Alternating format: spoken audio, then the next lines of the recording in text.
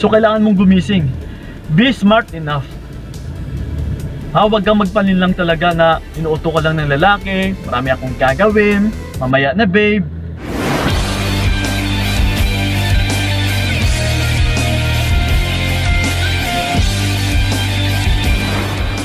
Yun, what's up? Ayan, kamusta mga utol? And then welcome sa video na ito. So once again, this is pa yung kaibigan ni Kiko. So syempre, usapang pag-ibig na naman. Dahil ito, pagdagaan ko na naman ang inyong mga kaalaman. Kasi ito ang magiging topic natin sa video na ito is do this kapag palaging busy ang ka-LDR mo. Okay, which is long distance relationship. So ito mga utol, ituturo ko sa inyo yung mga dapat ninyong gawin once na palaging busy yung mga ka-LDR ninyo. Okay? So, una sa lahat ay nung time na siya ay nanligaw or sa ligawan stage ay palagi ba siyang busy? Yes?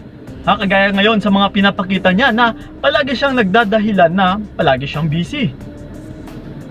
So, kung masasabi mo na, Kuya Kiko, oo nga no, dati nung time na nanligaw siya sa akin is may oras naman siya. Hindi naman siya busy. Pero bakit ngayon is palagi na siyang busy nung time na naging kayo na?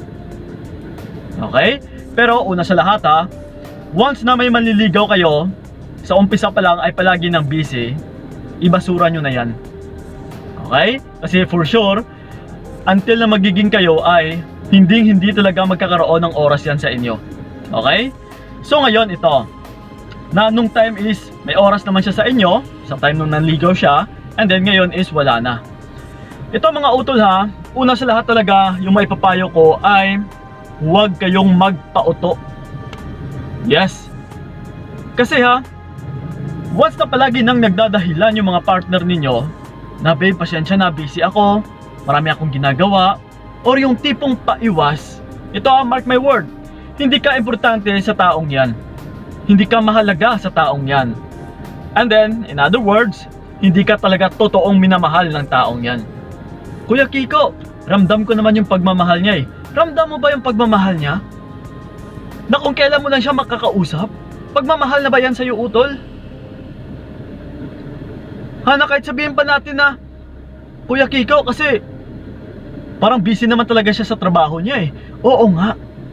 Pero doon na lang natin ipag-compare nung time na nanligaw siya sa'yo is may oras siya, di ba?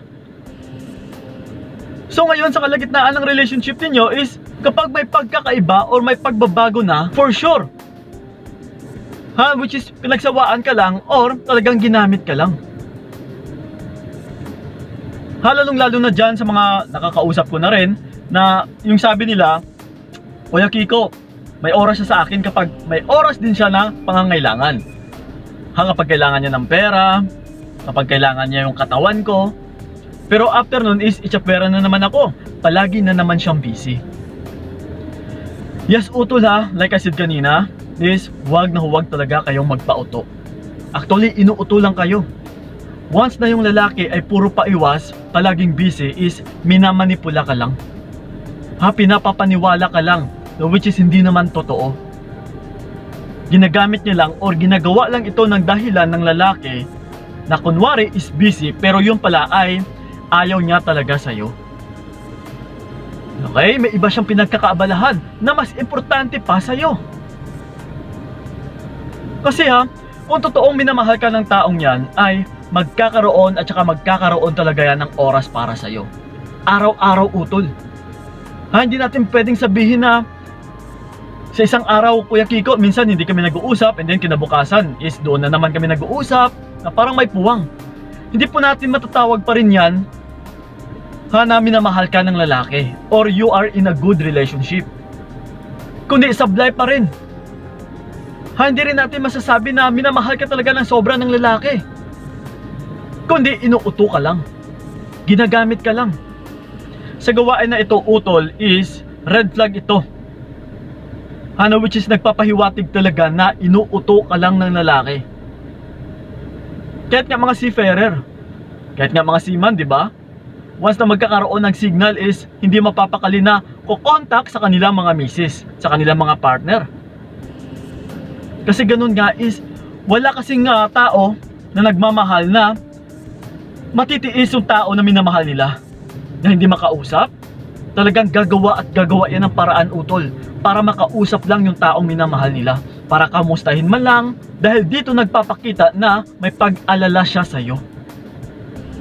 So kapag wala, palaging busy, palaging paiwas, yes, sinyalis na po yan na ginagamit ka lang talaga.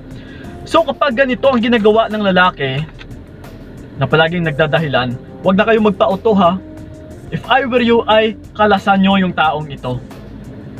Magpaka-busy ka rin, utol. Mag-focus ka sa iyong sarili. Mag-focus ka sa trabaho mo. Mag-focus ka sa mga gawain mo dyan. Huwag yung puro siya at siya na lang yung binabantayan mo. Huwag puro cellphone mo na lang yung binabantayan mo na kung kailan siya ko-contact. Nasa pagtunog pa lang ng cellphone mo is na-excite ka na.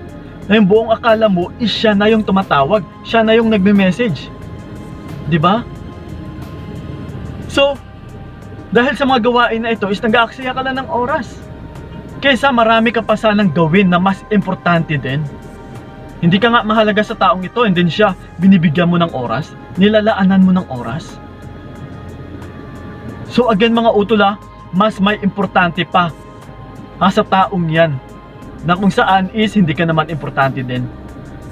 Niloloko ka lang actually. Kami mga kalalakihan ay magaling talaga kami manguto. Magaling talaga kami pagdating sa manipulation. Kasi di ba, pinanganak nga kami na kami yung manliligaw. So pinag-aaralan po namin yan, na kung minsan ay ginagamit namin sa panloloko. Pero hindi ko naman nilalahat na meron talaga mga kalalakihan na ginagamit yung panliligaw or yung paglilin lang na kunwari is totoo, yung pala is pagpakunwari lang.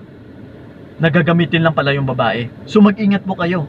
So sa gawain na ito, actions to utol na pinapakita niya na pagtrato sa'yo, na hindi talaga karapat-dapat pagdating sa relationship, na hindi maganda, na hindi good, na hindi normal, or hindi rin healthy pagdating sa relationship. So kailangan mong gumising. Be smart enough. Huwag kang magpalin lang talaga na inuuto ka lang ng lalaki, marami akong gagawin, mamaya na babe. Ano kung kailan lang kayo mag-uusap? Every other day. Kapag ganito utol waste of time na po yan. Kalas ka na kaagad. Kasi kung inaaksaya mo lang yung oras mo sa taong ito na kung kailan ka lang kakausapin is nag-aaksaya ka lang din talaga ng panahon na kung malay mo ay meron pa palang lalaki na gustong makuha yung atensyon mo. Kaso lang busy ka or nakafocus ka dito sa tao na wala ka namang halaga. Diba? So itsapwera mo na yung taong ito, yung hindi nagbibigay ng pagpapahalaga sa'yo. Kundi mag-focus ka muna sa sarili mo, na malay mo dito mo na ma-entertain yung bago na karapat-dapat pala para sa'yo. Okay? So yun lang po mga utol. Sana'y nakatulong talaga yung video na ito. And then again, huwag na talaga kayong magpaloko. Huwag na po kayong magpa-auto. Dahil sa paglilin lang ng lalaki is magaling po kami dyan. So ito rin dapat ang gamitin nyo. Huwag puro puso. So yun lang po maraming salamat talaga. So ingat kayo. God bless and babush! Binigay ko lahat para wala kang masabi. Kaya nga